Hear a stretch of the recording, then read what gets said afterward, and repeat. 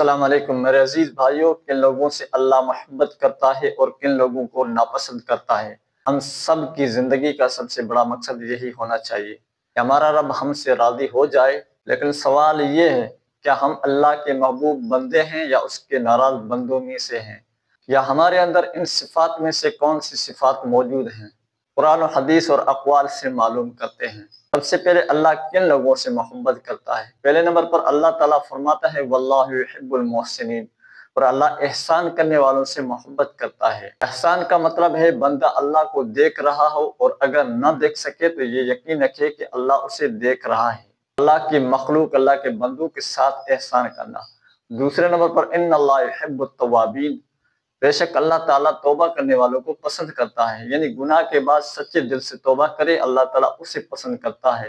یحب المتطہرین، یعنی پاک صاف رہنے والوں کو بھی اللہ تعالیٰ پسند کرتا ہے۔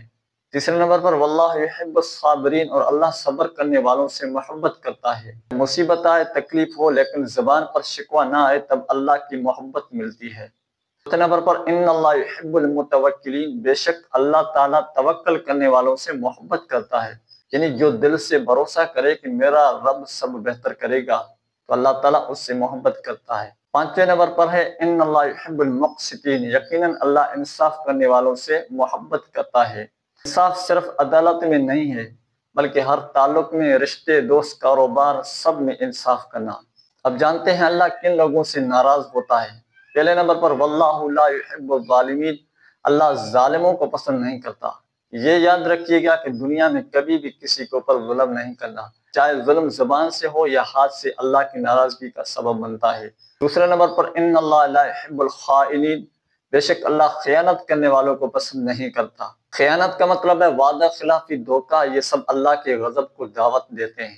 تیسرے نمبر پر واللہ لا یحب کل مختال فخور، اللہ ہر مغرور اور فخر کرنے والے کو پسند نہیں کرتا، یعنی تکبر، بڑائی، دوسروں کو نیچا دکھانا اللہ کی ناراضگی کی علامتی ہیں۔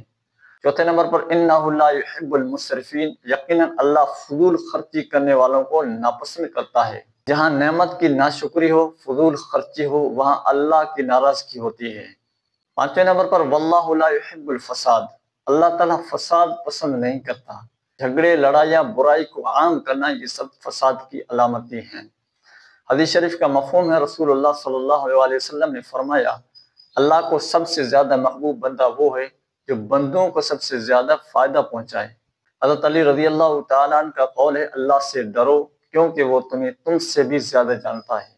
حضرت حسن بصری رحمۃ اللہ علیہ فرماتے ہیں جس کا دل اللہ سے ڈرتا ہے اللہ اس کے دل کو ہدایت دے دیتا ہے۔ میرے بھائیو، اب فیصلہ ہمیں کرنا ہے کہ ہم کس فہرست میں شامل ہیں، اللہ کے محبوب بندوں میں یا اللہ کے ناراض بندوں میں۔ اپنے دل میں جھانکیے اور توبہ کے ساتھ اس سفر کو اللہ کی رضا کی طرف موڑ دیجیے۔ اگر یہ پیغام اچھا لگا ہو تو دوسروں تک ضرور پہنچائیں تاکہ وہ بھی اللہ کے محبوب بن سکیں۔ جزاکم اللہ۔ اللہ ہم سب کو اپنے پسندیدہ بندوں میں شامل فرمائے، آمین۔